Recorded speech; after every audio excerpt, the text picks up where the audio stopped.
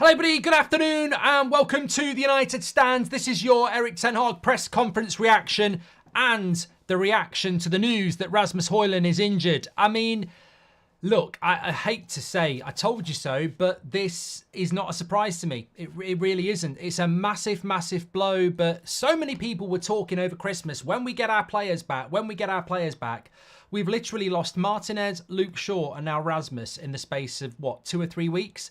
And there might be more over the next 2 or 3 weeks. The second half of the season was always going to lead to more injuries because that's what happens. And look, I'm massively frustrated. It's soul destroying and it makes a mockery of the Ten Hag out movement, if I'm being honest, because this is almost jinx levels of injuries now. I know Ten Hag in the press conference said a lot of people have got injuries, but it's the type of injuries we're getting. It's to key players. It's the spine of the team. It's relentless. And look, anybody who's thinking about sacking a manager, you're doing it based on what? On the fact that the team's not playing well because we can never build our best team. It's incredible. And you've got to ask big questions of the board again, because we had an opportunity in January to bring another striker in and we didn't, to save money. We had an opportunity in January to keep Regwell on and we didn't, to save money. So that few £1 million that we've saved from not keeping Regwell on and not getting a striker in, we will lose tens of millions of pounds if we don't get Champions League football. And what Ten Hag and the team have done is they've given us an opportunity for Champions League football that injury is probably going to take away from us. I can't speak, Simon, says Moises, and I completely agree. But this injury, in my opinion, is completely and utterly to do with overuse. Like, we've had no other striker this season. He's 21, he's only just 21, and it's a muscle injury. It's 2 or 3 weeks. But it's 2 or 3 weeks. It's a critical stage. We must beat Fulham tomorrow. We must beat Forest on Wednesday. And then we're going to the Etihad. In 1 week, we've got 3 big games. And Rasmus won't play in any of them. And you can't blame the player because he's been brilliant in recent weeks and he's given everything for the club. But you see Rasmus being taken off. He's being taken off because he's bloody exhausted. When he goes off the pitch, he looks knackered. I don't want him going off after 75 minutes, but he gets subbed off because he's knackered. And as the Inquisition says, it's bound to happen. He's playing 90 minutes every game for a few weeks. You're going to get injured eventually. It's overuse. It's pure and simple. And what is Ten Hag supposed to do? Anthony Martial has been about as useful as a bag of cement this season. A waste of time. £200,000 a week, and he's been injured all season. Waster. Absolute waste of time. I'm not having a pop at Martial, but that's not a striker. If Man United are sat there counting their beans going, you're not having another striker because you've got Martial, he's not bloody fit. He's not fit. And then Rasmus gets injured because there's no rotation. It's incredible. And I don't know who you blame here, because I think the only blame has to lie with the club. What I will say as a positive is I don't think this is the end of Man United getting Champions League football. I think some people are overreacting because it's so disappointing. Under no circumstances do I think we're out of getting top 4. We've got Fulham at home tomorrow. We can beat them without Rasmus, and we need a big effort from the players and we need a big effort from the crowd. We beat Fulham. Forest away in the Cup's going to be difficult. If we get knocked out of the Cup, we can say it's because of the injuries. Man City away in the Cup's going to be difficult. In the league is going to be difficult. But in 2 weeks' time, we've got Everton at home. Rasmus might be back for that. He's got 2 weeks to be back for the Everton game. So over 2 weeks, he could be back for the Everton game. And then we've got Sheffield United at home, and then we've got an international break. So we can win 3 of our next 4, with or without. We're going to fight. And that's what we need. As a fan base, we've got to get behind these players and behind this team and give them the inspiration to go out there and get these results. 3 wins out of 4 in the Premier League. I'll take that. FA Cup, I'd like to win it. I'm not that bothered now. We're in a real crisis. Man City away, I'd like to get something. We're in an injury crisis. Roll your sleeves up. Let's get on with it. And if we can win 3 of our next 4 Premier League games, get to that international break, get Martinez back, get Rasmus back, and we go for it in the last couple of months. The big thing is we'll probably go and get a fucking injury to Manu or something like that, which would just, you know, may as well give up. I think we're one more big injury away from just saying forget about it. It's that ridiculous. What do you do without Rasmus is an interesting thing, but I want to get into Ten Hag comments, but we will talk about that now. But look, pure and simple, it's 2 to 3 weeks for Rasmus. I think it'll be 2 weeks. I think he might be back for the Everton game, which means he'll miss Fulham, Forest in the Cup, and then Man City away, which it could be worse. It could be worse. It suggests to me that this is pure and simple overuse. He's just played too much football. And when you're looking for somebody to blame, it has to be the board. No, I'm not talking about Ineos. I don't put Ineos have only just got the job. It's not Ineos' fault. This is the previous board. We've been talking all week about letting Reguilon go back. That was because of it. That was because of money. And we were talking all January about Malen, about Grassi, about Werner. You know, there were options there for 5 to 10 million that United were like, no, we're not going to do it. Erik ten Hag spoke on January the 31st and throughout the transfer window about wanting a striker, and he didn't get one. Erik ten Hag spoke about Reguilon going back, and he didn't want it to happen. Do not put this on the team or the manager or the fans. This is on the board. This is on the board who said, we don't want to spend a couple of million to keep Reguilon for another 6 months. We don't want to spend 5 or 10 million to bring someone in on loan. Well, it's going to cost you 50, 60, 70, 80 million pounds. Where's the business sense in that? Putting pennies over the benefit of the team. If we had a backup striker and we kept Reguilon, we wouldn't have a left-back crisis, and we'd have someone who could play up front tomorrow. And we haven't done that to save a few million at the expense of tens of millions of pounds. And that's how Man United have been run for years. Sir Jim Ratcliffe must be pulling his hair out because he can't do anything about the January transfer window. He's inherited this mess. What would your left winger, right winger and striker be now, says Aidan. Angelo says Garno left wing, Rashford striker, and Diallo or Anthony. Yeah, I agree. Rashford's got to step up, says Lorge. If he goes hiding, it's time to go. How can people blame Ten Hag on this? Are people really thick? Obviously, simpletons are back, says Mario. Bound to happen, exactly. This is ridiculous. Launch an investigation into why Erik ten Hag is breaking all the players. Come on, grow up. It's got nothing to do with Ten Hag. What's he supposed to do? I think the answer to the question is not as bad as some people think. Marcus Rashford needs to step up, quite literally, up front. You put Rashford up front, you put Garnacho on the left where he's more comfortable, and you put Anthony on the right, and if he plays shit, you bring Ahmad on. It's as simple as that. Or maybe you start Ahmad. I don't really care. We've got enough to beat Fulham. I'm not worried about beating Fulham. My major concern was Rasmus and how long it was going to be. We've got enough to beat Fulham with Rashford up front, Garnacho on the left, and Anthony on the right. If we're being honest, the best place we can get injuries are on the wing. We're well covered on the wing. It's about what we do up front. Forson could get his chance as well, says Dylan. Rasmus is a massive loss, but Bruno's got to step up tomorrow. Tomorrow's a cup final. Erik ten Hag said it in his press conference. It's a cup final. It's just, you know what? It's the shock and the disappointment of just that horrible tweet that pops up on your timeline. Rasmus is injured for 2 or 3 weeks. And I feel, you know what we're like now? Man United's season now, we're basically on the ice and it's cracking. We've just got to be very, very hopeful that it doesn't break under our feet. Tun says, people who booed Ten Hag for subbing Hojlund off need to look at themselves. Now they're blaming him for using him too much. This fan base is too toxic. Thank you very much for that. Also, what else have we got going on here? We've got... What do we got? So Erik ten Hag's comments are as follows. This is what Ten Hag had to say anyway. It's a small injury, 2 or 3 weeks. It's the risk playing high intensity. It's not a big injury, but he has to wait for 2 or 3 weeks. We've also got, is Radcliffe the right man to take United forward? This is what Erik ten Hag had to say. Basically, he said that... let me just get these comments. We are very... moving on from... We've got to move on from Hojlund. It is an Erik ten Hag press conference reaction. Is Radcliffe the right man to take United forward? Absolutely. Remember I asked this... Sorry, get my words out. I'm still flustered by Rasmus.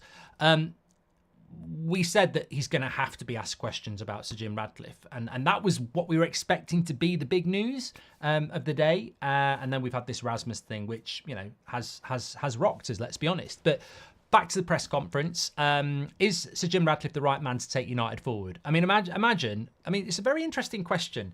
Imagine if Erik Ten Hag had said no. Qatar in, full sail, Glazers out. You've just sacked yourself. So, of course, he's going to say positive things. This is what Ten Hag had to say. Absolutely. We're very aligned. We have the same ambition. We belong in the Champions League, and we believe we've got the right to prove it. He said, we speak a lot, me and Sir Jim. There are many conversations with him, Sir David Brailsford, about this club, about this team, about the structures. We're very aligned. It totally fits with my ambitions and the ambitions I've had when I came in. I'm 19 months in, and we see we're going in the right direction. We've had setbacks in the second season, but you see the team coming, the squad developing, work hard on the training pitch, work hard during games. It's important to have players fit, but also to construct the squad. We'll be strong, we'll be even stronger when we add to this squad even more qualities. Is there more pressure after Sir Jim Ratcliffe's investment? No, more pressure because we have the same ambition, we have the same targets. And in fairness, Erik Ten Hag has always said it's about winning every single game. What if you don't get the Champions League? Ten Hag said that will always be the case, but I see the process and I see this team is developing, it's progressing. I see we now have also the right age across the squad. We can make that even stronger and they will grow and we will do everything in our power. There is a strong competition. We still have to catch up in the moment where every game is a final for us because we have to be in the Champions League. The players want this, the team want this, but we have to believe. He was asked about the injuries. Now, I actually think Ten Hag's is limiting this situation because he said, of course, we've got injuries and it's an issue, but other clubs have this and we have to deal with this. I feel we can deal with it better, but it's an issue when with the depth of the squad. I don't go into that discussion now. What we look forward to is the future and what I discussed previously. You always have to improve. You always have to do better. Bad structures can help for the future because the competitors never sleep. They always improve. As you see last season, third in the league, we have 2 finals. The way is not too far. You see in the last games what this team is capable of and the potential for the team is very, very good. And I think what he's talking about there is, to be honest, if I was asked about the injuries, I would, if I was asked about the injuries and I was Ten Hag, I would actually, you've got to balance the positivity. And I'd say, look, I believe in the players that I've got. This can galvanise us, it's opportunities for other people, and we'll give it everything we've got. But I would also acknowledge the fact that, we've been ridiculously unlucky with the amount of injuries we've had. Martinez has barely played, Luke Shaw's had a load of injuries, Casemiro missed 3 months. We get ourselves back into a top 4 race, and our in-form striker is now out. There's supplementary injuries, like Mason Mount's been out for most of the season. He was a new signing. Malacia is our backup left back. He's missed most of the season. It's been incredible how many injuries we've had. And I would acknowledge that. I would acknowledge that because I think it is a very, very, very important point. But I also like the fact that he's not using it as an excuse in a sense, because what he's actually saying that, we've got to, I like what he's saying about the team. I like what he said about the structure. I like what he said about the age. And I like what he said about building something, because I look at United over the last few weeks. I tweeted it on Sunday night after we beat Luton. I've never been so positive or optimistic or excited about a Man United side since Sir Alex. And people will say, well, Mourinho's team was better or whatever like that. Maybe that was the case. But we've never had a team that I've thought, this team's going to get better and better and better. Once we move past the ridiculous injuries, and we can actually, Man City can basically put a team out every week. They might have an injury, but, John Stones is out. Oh, let me just get Vardial or let me get Diaz. Kevin De Bruyne is out for 6 months. Oh, shall I put Grealish in, or shall I play, could I play Bernardo Silva there, or maybe Foden? They've got so many options. With United, we lose Martinez, we lose Shaw, we lose Casemiro, we lose Rasmus, and we're like, what are we going to do? So I look forward to a time when Ten Hag actually has another striker, another left-sided centre-back, because I look at that United side and I go, well, look, when everybody's ready, and, the squad's not deep enough because you are always going to get injuries, but when everybody's ready, I really like Martinez. I really like the Casemiro, Mainu, Bruno situation. I really like Rasmus. You know, you've got Garnacho, Rashford. Obviously, we're going to bring some players in as well. And it's young. It's a young team. Mainu, Garnacho, Rasmus are young. Dalot's still relatively young. Martinez is still relatively young for a centre-back. Anana is young for a goalkeeper if it works out. There's a lot of progression in this team that we must not dismiss in this negativity of injuries. And look, there is a sad, sadistic movement that wants to change the manager but doesn't even have a solution for the replacement, who can't open their eyes to the fact that we're actually building something. I might be singing in the darkness here. I might be the only person, but I genuinely, with all my heart, believe we're building something. We might be might be the first step, but I genuinely believe that we're building something. And I've been doing this channel for nearly 10 years, and we've had many a conversation, negative conversation, about I don't think we've hit the bottom of the barrel. I think that the club's never going to get back to the top. And I genuinely say this. You can take it however you want. I genuinely believe that we are building something exciting. And that doesn't mean it will come to fruition. There's a lot of things that could happen. I think sacking the manager destroys it. But I genuinely think we're building something.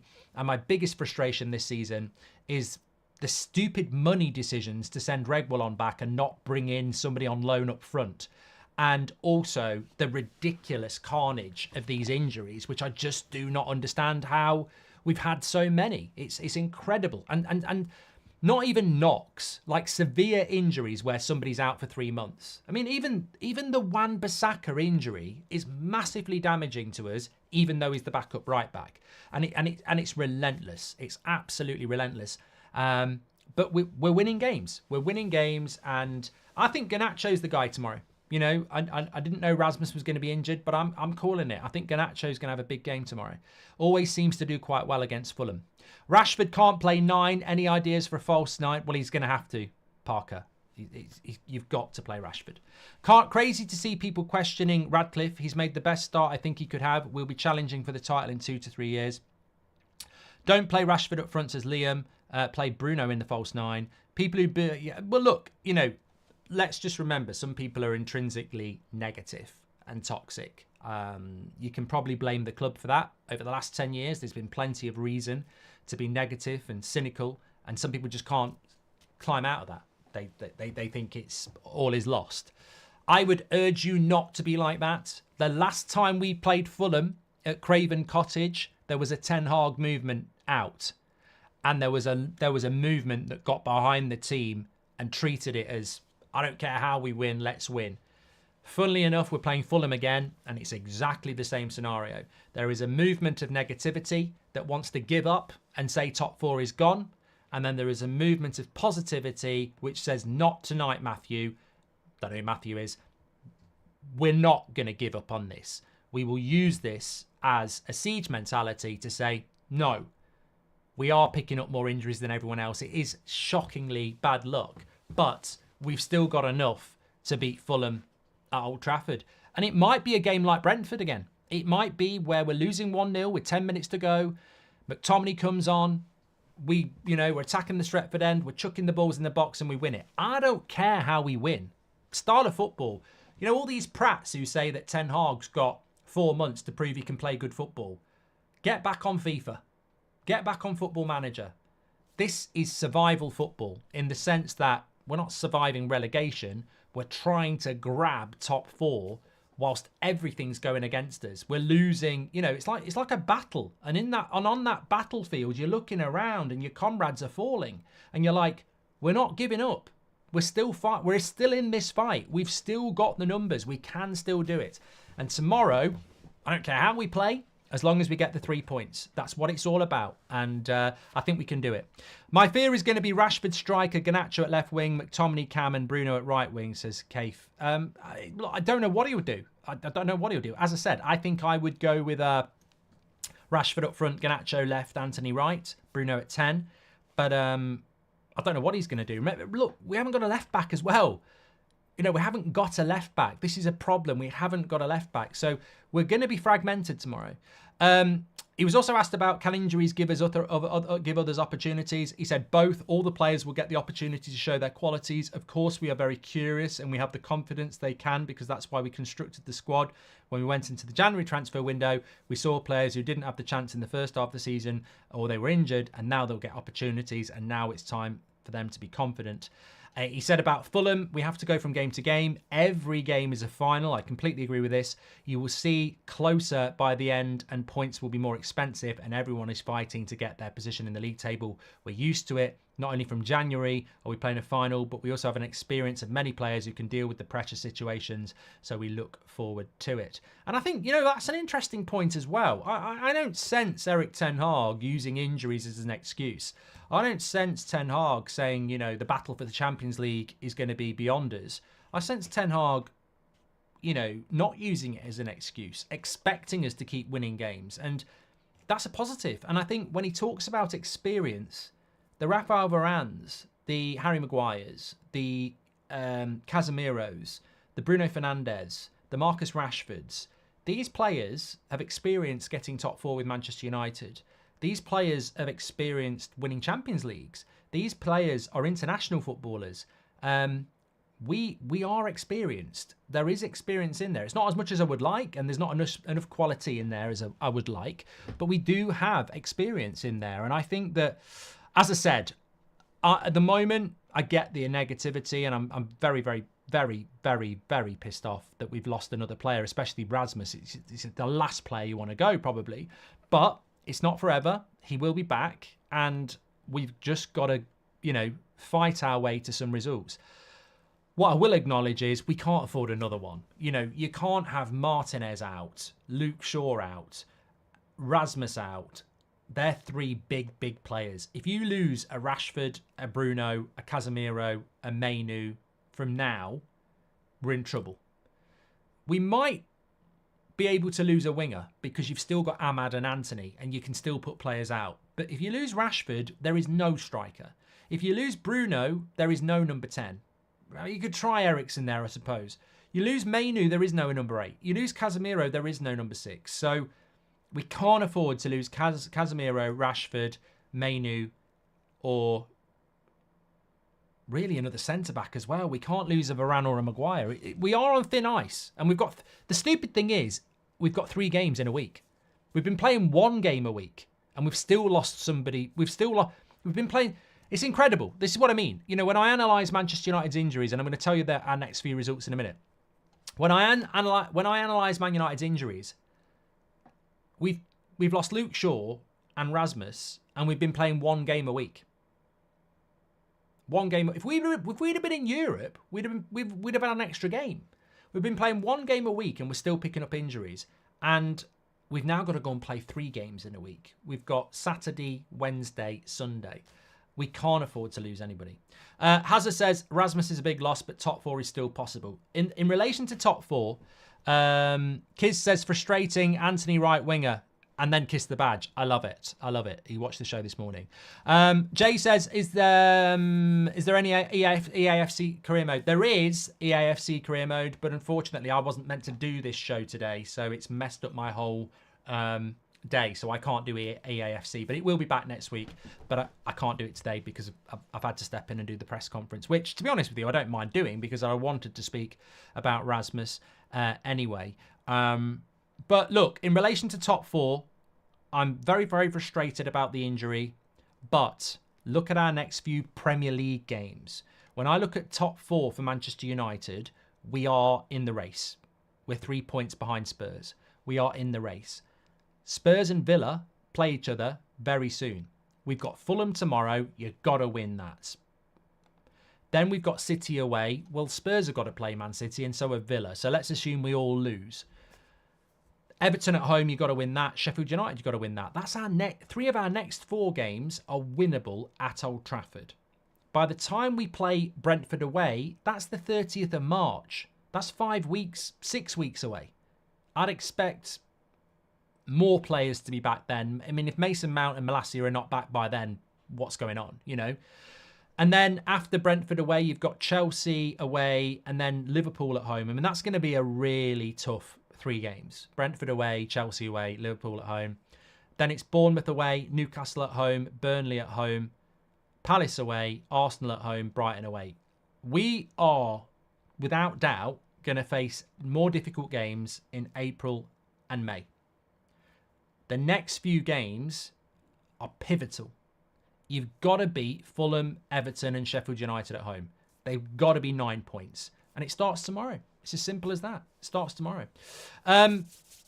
We're so lucky to get Mainu and Casemiro healthy, says Sivlut.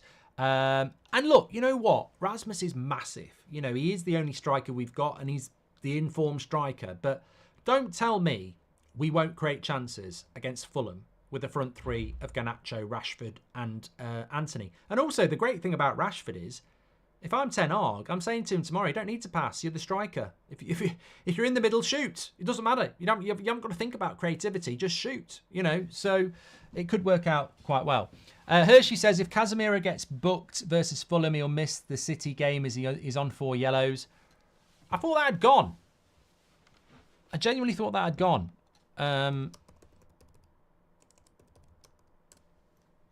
Players will be suspended for 1 game if they receive 5 yellow cards inside the first 19 games of the season.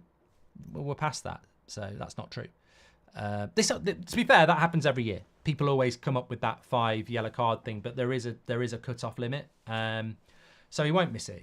He's 5 yellow cards. We've had 19 games, so it's 10. So he won't. If he gets sent off against Fulham, he won't play against Man City. But yeah, the 5 yellow card thing isn't actually relevant at the moment.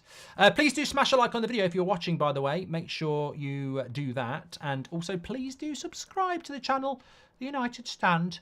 You're very, very welcome. But look, in summary, massive injury blow for Manchester United. There is no way of dressing that up. But what I will say is it's not the end of the world. I genuinely think that Rasmus will be back for the Everton game.